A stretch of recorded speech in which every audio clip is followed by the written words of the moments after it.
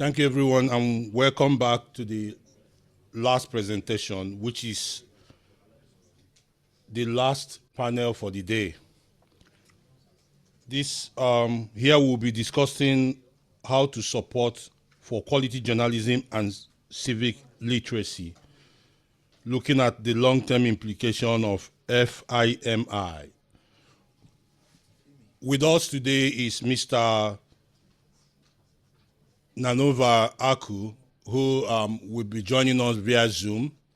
He will be making this presentation. We'll be listening to him, and as we've always done, after his presentation, which will last about 20 minutes, we'll have about 15 minutes to ask questions, and that will be the last presentation for the day. My first aspect of my presentation is going to focus on the context, the background of the political situation in the Sahel. So the first thing we should know, or we already know, is that militants are actually waging a brutal insurgency across much of the Sahel region, having first emerged in Mali in 2012 before spreading to Burkina Faso and Niger. So another thing which we already know is that all three countries have experienced military coups that Russian networks have helped prime and promote despite their dismal track record. We know the military coup started in Mali in 2020, and then Burkina Faso in 2022, and then Niger in 2023. Another thing to note is that the region's literacy rate, which stands at 54.1%, is the continent's lowest and lags far behind South Africa's 80.3%, which is Africa's highest. So here it's good to note that Niger, Mali, Burkina Faso, Benin, South Sudan, and Central African Republic have the lowest literacy rates in Africa and are ranked among the world's illiterate. So I'm highlighting this because, disinformation and fake news, they feed on illiteracy. Now, if we want to talk about the current disinformation and misinformation trends in the Sahel, one of the things we should note is that fake news floods Africa's conflict region and the increasingly volatile Sahel region. I mean, fake news thrives where there is chaos, where there is conflict, where there is disorder, because everybody is struggling to gain more alliances, to gain more allegiances.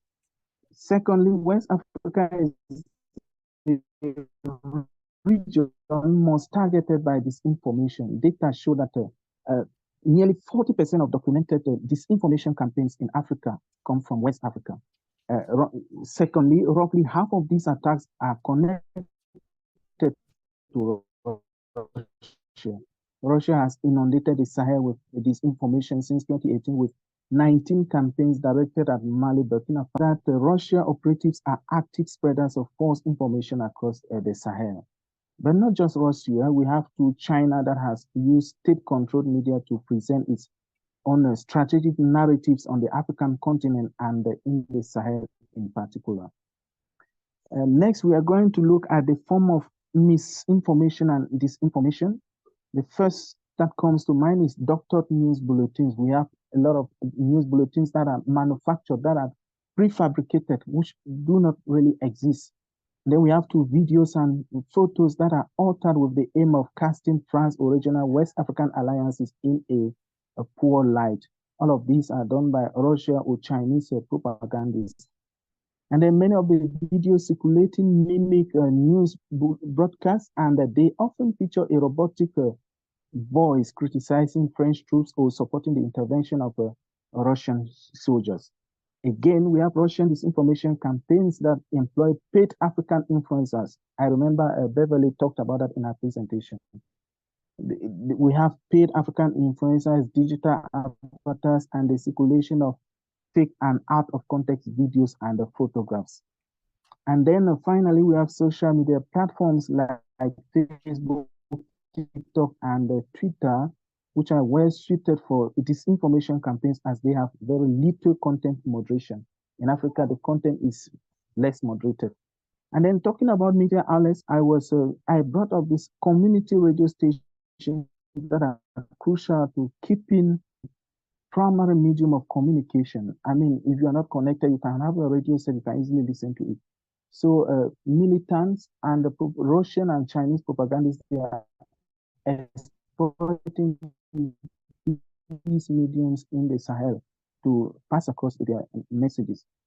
we know that radio provide news in languages and formats best suited to their specific audience, and hundreds of these stations broadcast local information throughout the country.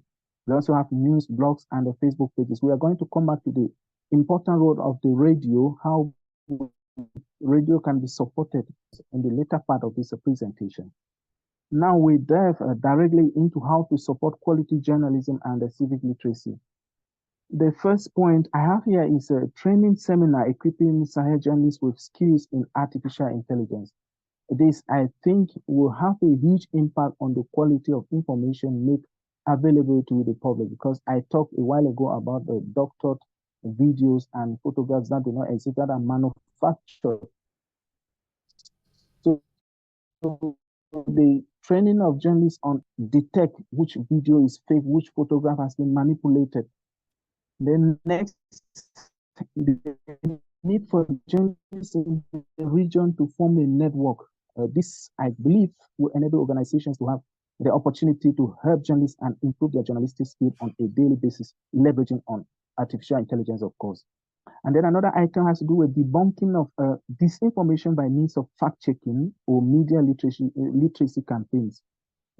Not that not everyone is aware of the fact-checking tools available, which leads them to accept fake news at the face value. So I believe that the more trending a fake news, fake social media post is, the more people are likely to believe in it. But if we take time to train journalists on fact-checking, various aspects of fact-checking, they will be able to debunk disinformation. Another item has to do with social media companies that can amplify the work of content creators who are champions for peace. So here, I believe that this could include campaigns on how these users utilize the social media platform tools to make their communities better and safer. Also, civil society organizations and international actors can partner with social media influencers, bloggers, and moderators with a significant online following on how to respond to crisis moments. And then Sahelian governments, academic institutions, and the civil society should promote internet literacy, education, and public awareness. Here I'm talking about international actors that can partner with ministries of education, for example, or with the Ministry of Information to support the creation of community-based networks or individuals trained in identification of information, rumor management, and conflict de-escalation, including the moderators in line.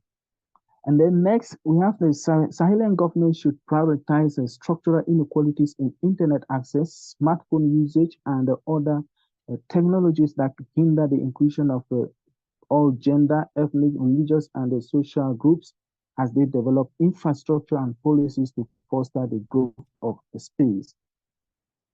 And then we have social media companies can equally form partnership with organizations and groups in country that understand local conflict dynamics. Here I'm referring specifically to how they should form partnerships now while the market is still growing, to inform the development of automated tools to detect hate speech and disinformation into offline violence. For example, where these partnerships exist, they should work to identify scratch a watch list of key issues in country and scenario plan. And then there should also be focus on the peace building or building positive attitudes and strengthening geopolitical ties to reduce the susceptibility to disinformation narrative. And then I promised earlier that I was going to come back to the importance of the radio, how the radio can actually be leveraged to counter disinformation trends in the Sahel.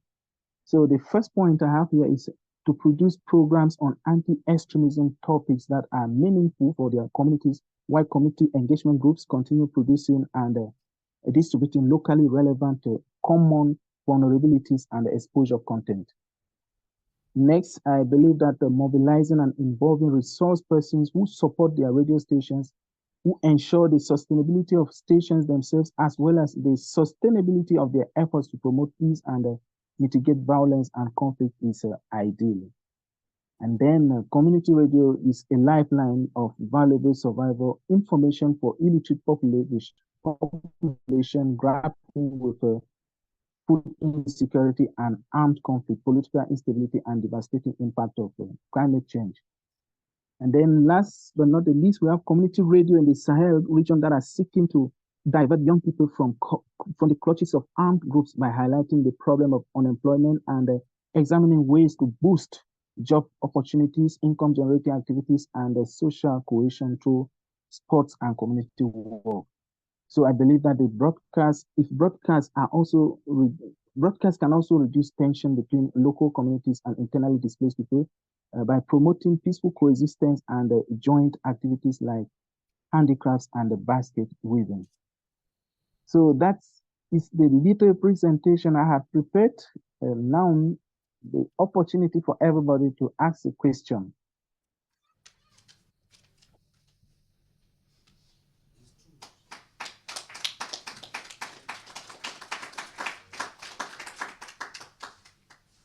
So thank you, Aku, for that short and direct presentation. So I think it's over to us now to ask questions.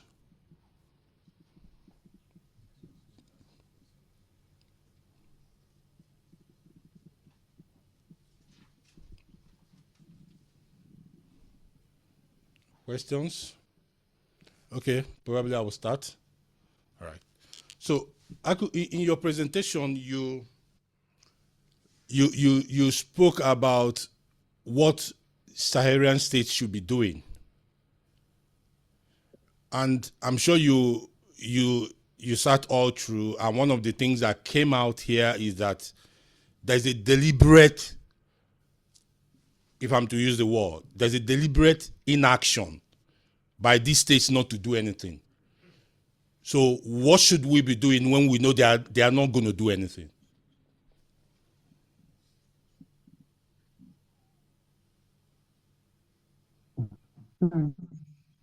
That's a very difficult question. Yeah, I think it has to do more with sensitization.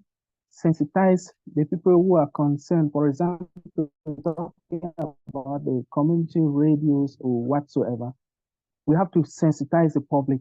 I think the key thing, like I was saying a while ago, has to do with illiteracy. Sahelian states, there's a lot of illiteracy there. So some of the people in the Sahel, they don't even know that what their leaders are doing, they are wrong. And they don't even know that they don't know what they're missing from this. So I think the greatest thing here should be sensitization and education. Both on the part of the local to engage them in a civil manner, engage them with talks, explain to them why it is important to join the concert of nations. That's my humble opinion. So my follow-up question would be, if we agree that sensitization is the way to go, and we equally understand that as a member of the civil society, probably you as a journalist, I'm sure if you tell us your stories, most times you've been threatened by the state.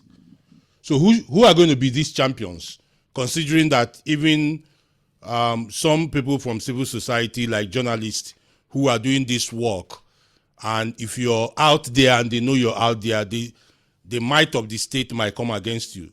How else can what approach should we be deploying to make sure that you're safe and you're able to do the work? Yeah, this comes to this issue of artificial intelligence and technology, because, for example, I live in Cameroon. I've covered a number of stories from the Sahel, and that is based on my contacts. I've established a contact base in the Sahel. I have a number of contacts of people who are on the ground. So as a journalist, technology has made it in such a way that today, as a journalist, you can cover a situation in Afghanistan, in Burkina Faso, in Mali, wherever you are, based on the contacts you have, based on the technology you have. I mean, with artificial intelligence and the available tools, you can use satellite imagery to uncover important stories. And if you are able to connect with sources on the ground, you can still be able to tell the story. That's what I have been able to do. And that's what I think. If these Sahelian leaders, they are trying to ban the radio or whatsoever, they don't think that somebody can still cover a story wherever they are, not necessarily in the country. And they will only be surprised to see the story already published, pasted in reputable media outlets by journalists who are not necessarily on the ground. That is what I think. Okay. Do we have any question coming from the audience? Okay. I have a last one. Okay. We currently in West Africa, democracy is having an issue, big battering, from flawed election to military coups. In short, West Africa is the coup capital of the world. 4 military coups within 3 years. And there are even more threats that are ongoing.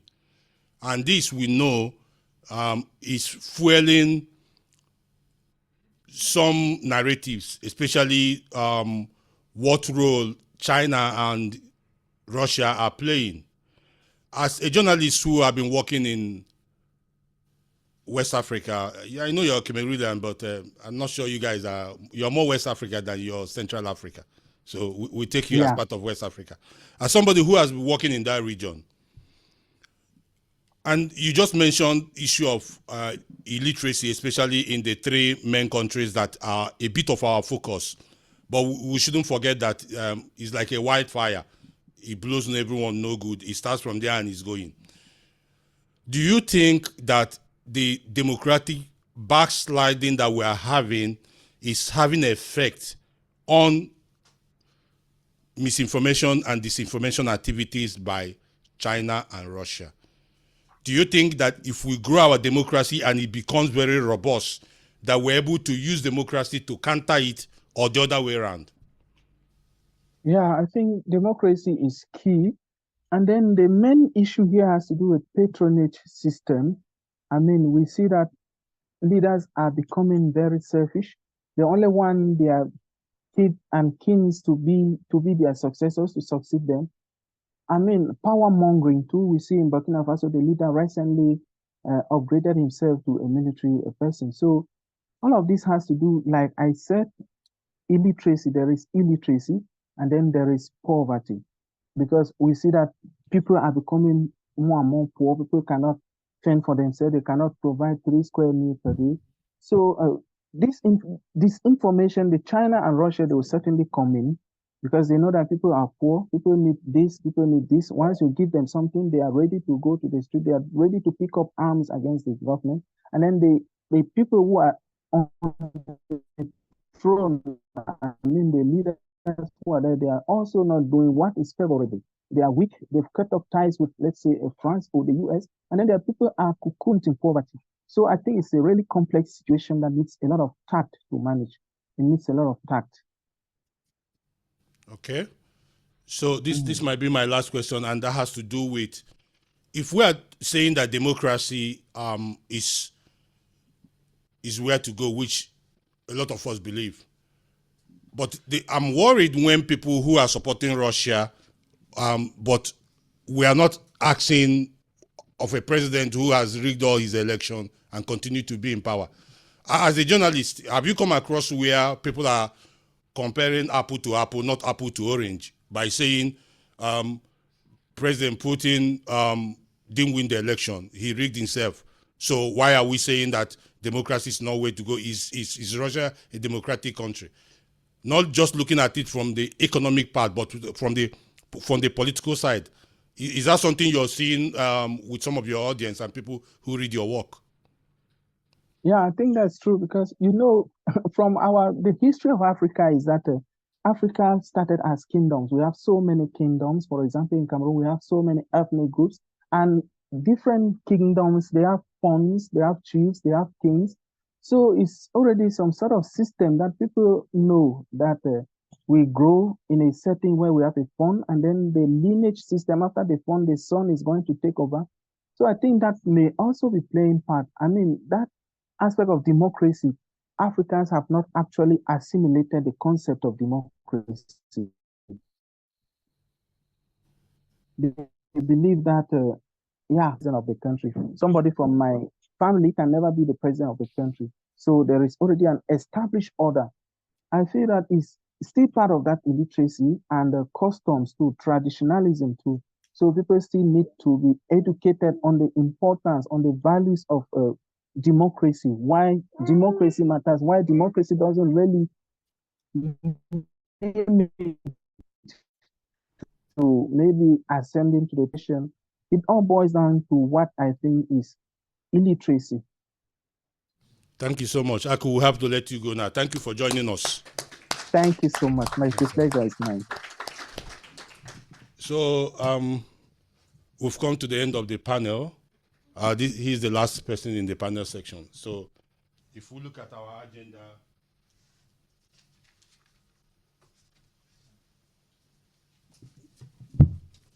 we are at the last stage of our activity for today, which is for me to give a summary of some of the discussions today. I wish I'm able to do this. 6 papers. I'll try as much as I can. So we started in the morning by the director of the hub, speaking on the role of NATO in trying to reduce activities of Russia and China, especially when it comes to the threat they are posing in the stability of the Saharan region. These activities, like we know, includes issues of misinformation and disinformation. And they've continued to do this to support regime continuation and military regime in the Sahel. And one of the things that came out from his speech in the morning is that these activities are being exploited by terrorists and jihadist groups. He went on to emphasize that there is need for us to understand what is happening. And this same thing was what General Pepper equally emphasized on, that there should be strategic awareness by NATO. NATO need to understand the situation. Even where they are not directly tackling it, they'll be able to know how to boost regional stability and good governance.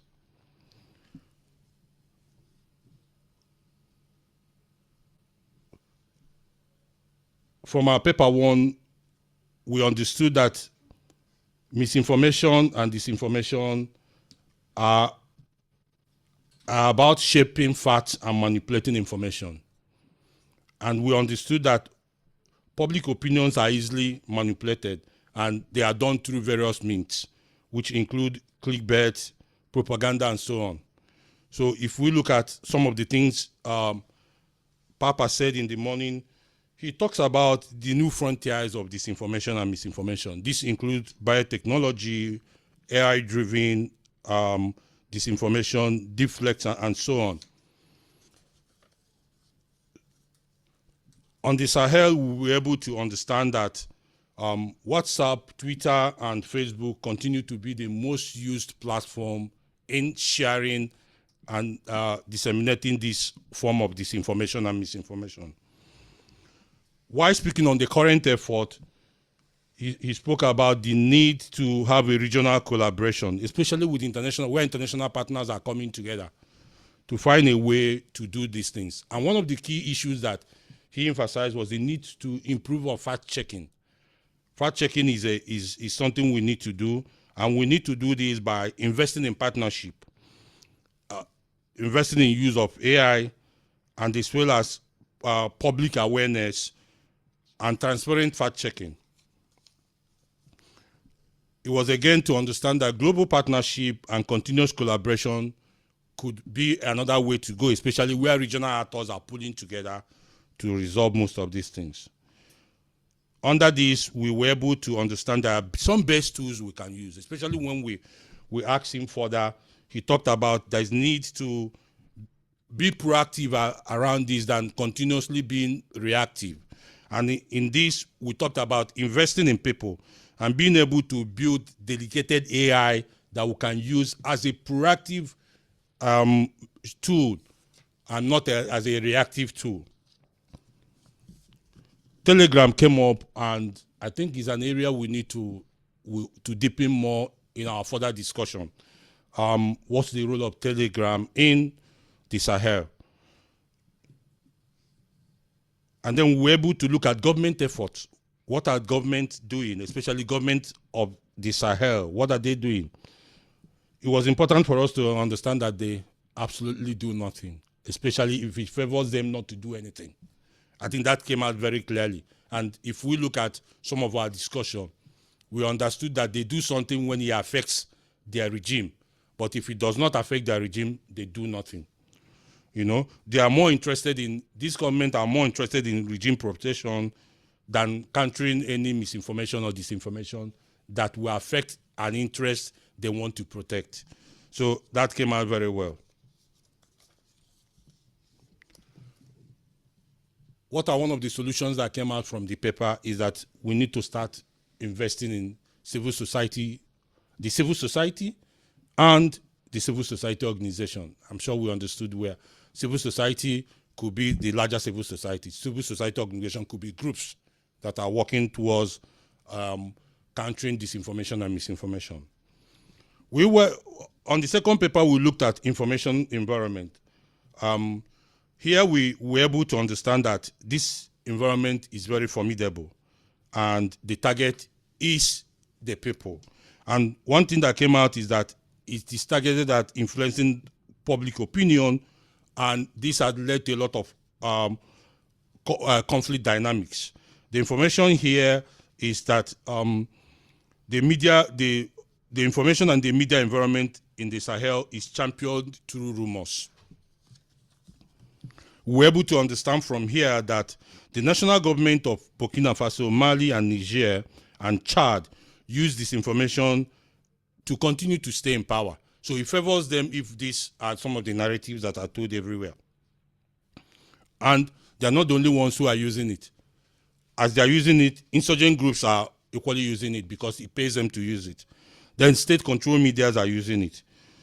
We have other CSOs and NGOs that are pro-government who are equally using it. And what are the means of some of this information? Some of them include radio transmitters. I think in this second paper, radio transmitter came out very well. I've been in various research that I did for Native. Native used to be an app for gathering data. It's now bought over by Premise. I was in Niger, in Difa, and in northern part of Nigeria. Every man has a radio transmitter, and it pays him more to listen to that. And in this discussion, it came out that most of the news media are kind of taken from there and translated to the local languages. We found out here that Facebook and WhatsApp are equally what is being used.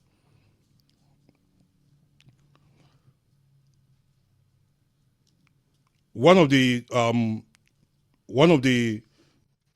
recommendation that came out here was the need for strategic communication. It is important to have a direct strategic communication that is targeted as this. And then there's need to start looking at using local resources to counter this narrative. We equally agreed, or the paper equally said that working as an organization may not be where to go because NATO may not directly want to intervene. But if they might look at looking at individual states to, on their own, find a way to do work around it. And then using economic tools might be some other thing to look at, especially to using them to reducing misinformation and disinformation. Here we are looking at a situation where there is direct economic intervention. I don't know how this is going to work, but like we said, where people in most of these Saharan countries are seeing feeder routes constructed by CCC and E, whether their government even borrowed the loan, and they think the Chinese are not, they are not Father Christmas. They don't give out something without getting something. But these are some of the narratives, counter narratives that need to go out there. If we keep quiet and don't say it, the narrative is that they are doing it for free. So let's look at paper number 3, which was by Fidel Owusu. So one thing he said was that Russia and China were not present during Cold War. And we understand that they were not actually present during the Cold War. and they are a new set of new kids on the block that is trying to like take over the region, and that he marry with with new rising terror, nationalism, ethnic nationalism among some of the ethnic groups, especially after the death of Gaddafi. It has a kind of reconfigured the entire space within the Sahel, especially when you go to Mali and Burkina Faso. Of course, we understand that there is, I wouldn't want to say rising. If I say rising, it means as if we have, a rising jihadist and Islamic agenda and movement that continue to rise by the day because of the numbers. Each day, one group is coming up. And this has not only to do with the political issue, it has a lot to do with socioeconomic issues, lack of state presence, and state weakness, especially where the large areas are ungoverned and you find little or no state presence. Poverty is equally a disinformation tool, not that it's not present, but where it's weaponized to favor somebody who is saying it. Of course, within this place, you have political exclusion, you have cultural differences, and based on this, the political instability and the growth of mercenaries and serious disinformation and some of the things that continue to rise by the day. So with all this in folk, what do China and Russia do?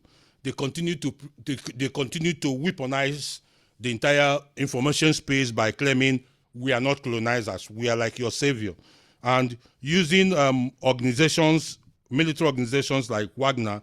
They continue to play strategic military and security role within that region, And in doing all these things, they do not just do that. They do some social intervention like sinking of boreholes and construction of feeder roads.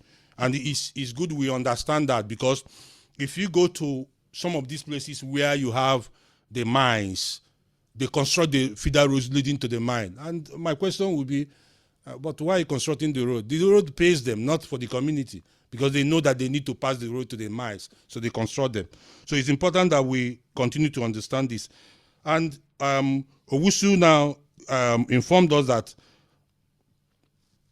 that incidentally, a lot of people, are not knowledgeable. They are cut out from the web. So whatever thing that comes to them, most times could be an information that has either been flawed, that been twisted, or that been corrupted. So he now said that for disinformation, to fight disinformation, we must start looking at who are these African NGOs that are working, or civil society that are working with them. He said that a lot of them have supported Wagner because of some of the way they've worked with them, and they are funded by Russia and so on. He now went on to look at who are the agents or agencies that are helping to fuel and propagate this disinformation and misinformation across the region.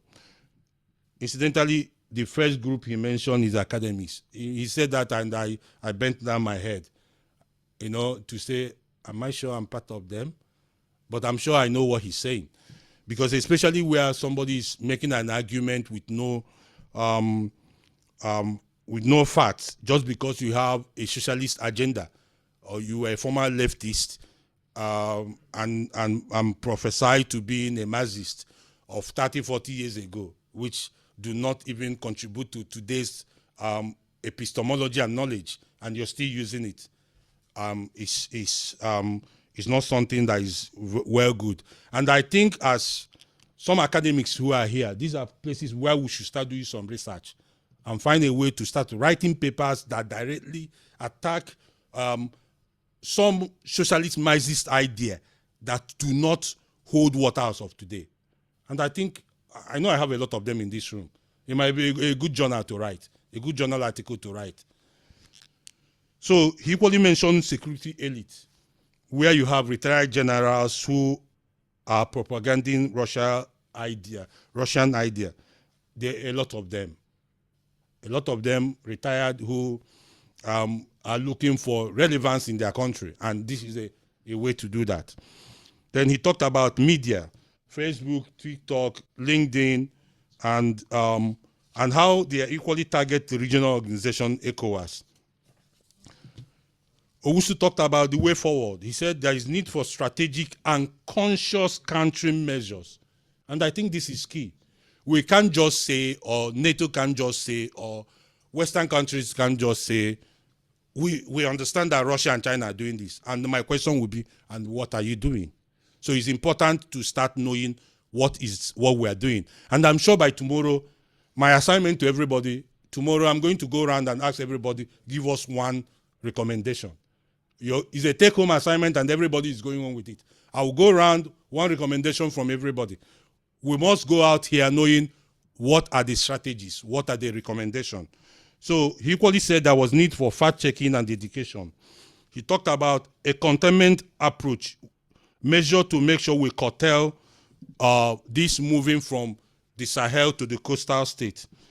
And one point again he raised was the issue of fostering democracy. And I think we've mentioned that too here. Democracy is important.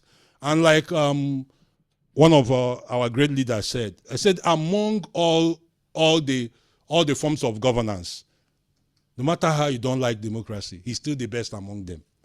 So it's still the way to go. So we still must find a way to foster democracy. And finally, he talks about partnership, a robust cooperation, which we need. You know.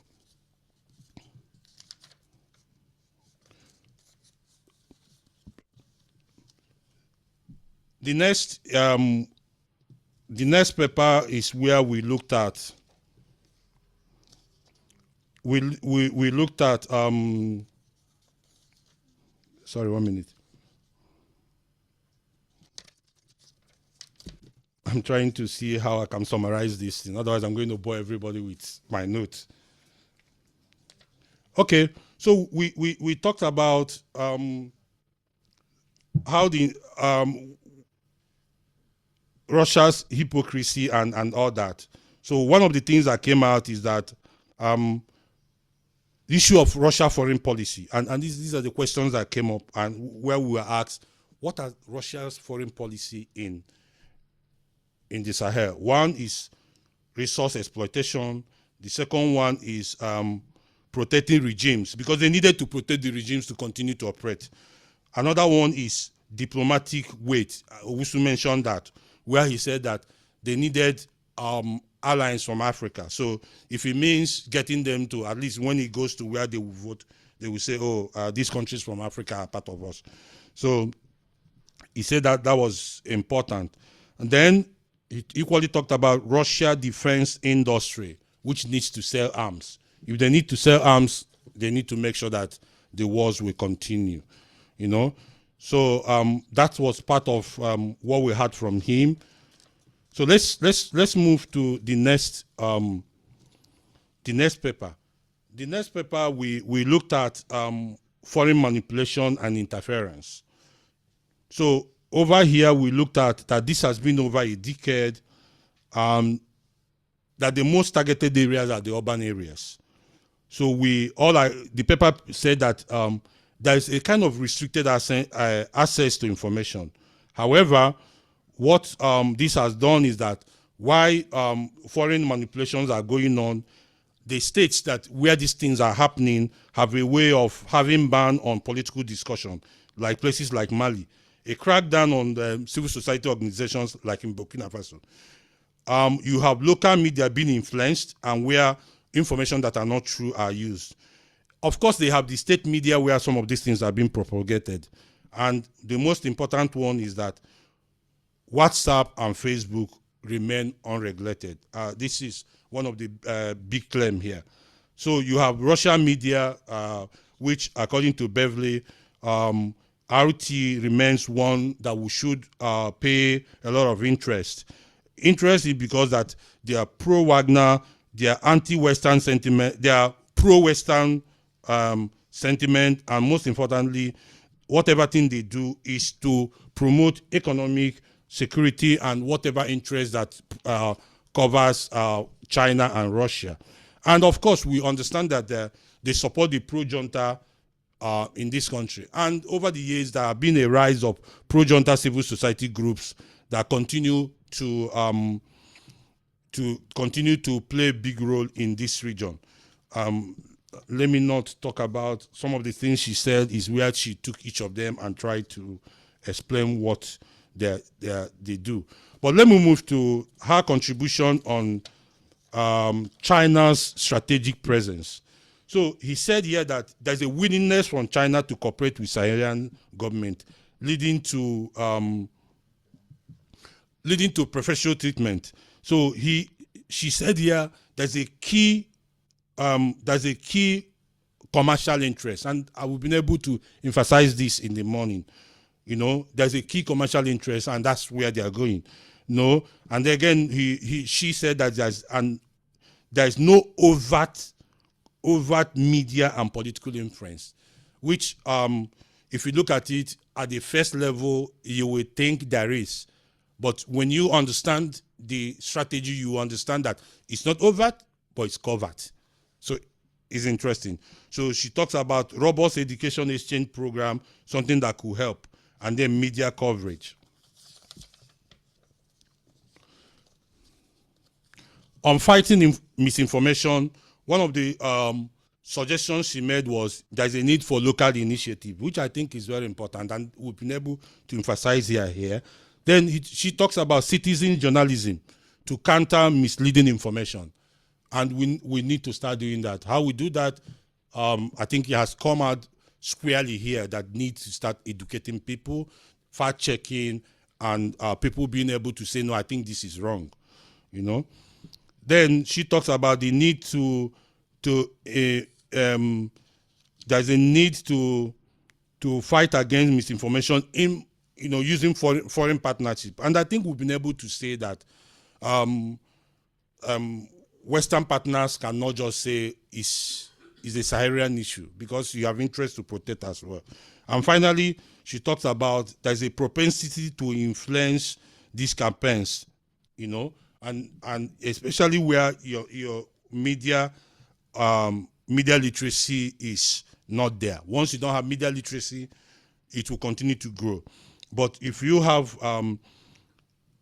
if you begin to amplify influence and start fighting Russian narratives through a strategic effort, you will begin to record results. And then when we talked about limited training for journalists in the Sahel, I think that came up where she said that she thinks that there should be more training for journalists who are covering this, because like she said, if you find your colleagues who have attended a training by RT and she or he can do a lot, you can't. That's not good for development. And then with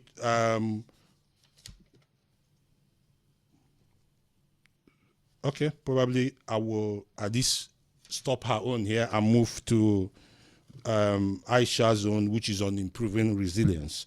So Aisha focused on China and Russia, and she was able to say that that what they do here mostly is to use PR security companies in the Sahel to do what they do.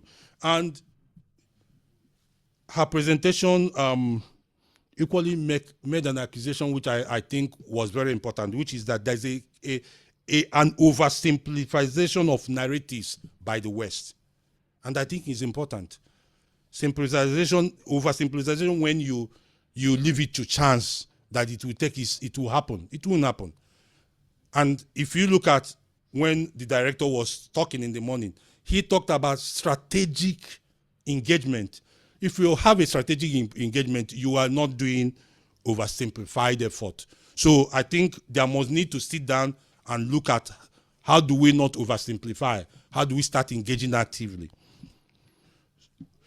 So when she looked at comprehensive approach, one of the things she mentioned and said it was very key was media literacy. She talked about technological vulnerabilities and political instability. That if you don't, where these approaches are not well understood, they will continue to affect the way people people are affected by misinformation and disinformation. And then she talked about building digital literacy. And under this, she talked about the need to start developing collaborative fact-finding mechanism or strategy, cross-border cooperation and partnership roles. I think these are very important. And I think it was based on this we equally talked about the need to find a way to build trust between the Western partners and states of the Sahel. And then balanced approach as well as action plans that could help to start fighting against this disinformation and misinformation. And then we talked about what is it that NATO can do at this stage. I think one issue that came up very well was the need to start countering disinformation using a grassroots approach. And like we have said, and almost all the presenters have said, that some of the disinformation and misinformation strategy in the Sahel do not target the state or state institutions. They are targeted at the people because that's where the route they want to go. So to reverse it means that most of the approaches should look at independent media, CSOs, and grassroots organizations to build from there. Finally, was the last presentation we had from Aku, and of which he talks about that 3 military coups, illiteracy level being very high, fake news is fake. All this has created a background or a growing ground for fake news and so on. So he talks that Russia are active spreader of disinformation in the region, and they do this by doctored news bulletin and so on. That the way to go is to start tackling this by using education, media literacy, and so on. Thank you, and that's the summary of today's discussion.